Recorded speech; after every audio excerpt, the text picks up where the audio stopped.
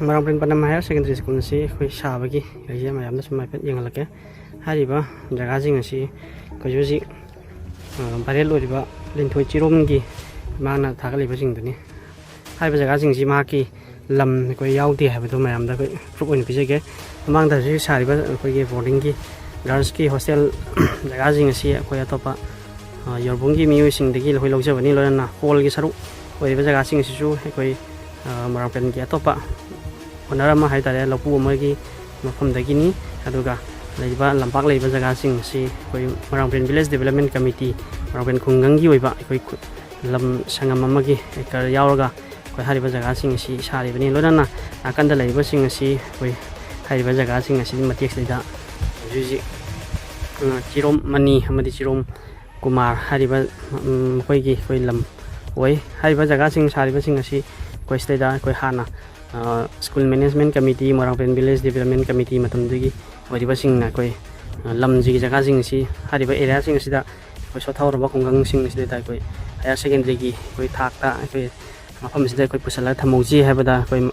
hariba lapu oiberiba sing na harau harau na yabi rakanda madugi yana mami makada hariba jaga sing koi sajagi bani ramdana koi hariba school gi secondary school secondary si koi saiba sida koi hariba lintoi maki lam da sabani maki heta erajima maki school jima secondary jima koi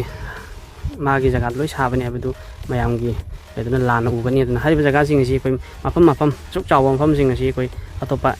mioi sing haiba tare koi gi lam gi owner sing makoi sing si ga koi yana ram matung da koi sakina suk chaw ba building sima sa matam dai koi kasu hydra hek foundation tawdagi makoi hydra ga hoji suk yamna kanna phajana saraba chatra sing koi marang kaina la koi education gi manganda yamna kana ba pira ba jaga sing asi oira kan da hojikta koi adunya dani na koi makoi manungi hoiba koi masi manau gi ba dispute kar laina sing dugi laira kan da koi madu social media da Marangpin khungangi amadi honorable MLA gi michat thina na ba koi horana la taw ko pai ba du leite asuk chawna sari ba sida pura laga saba ya gadra naki lamda ko na jangjala ka ta saba ya gadra ba tuma dom na su khanbiyu haduna hariba sing matang da koi chayna ba leiba sing adu koi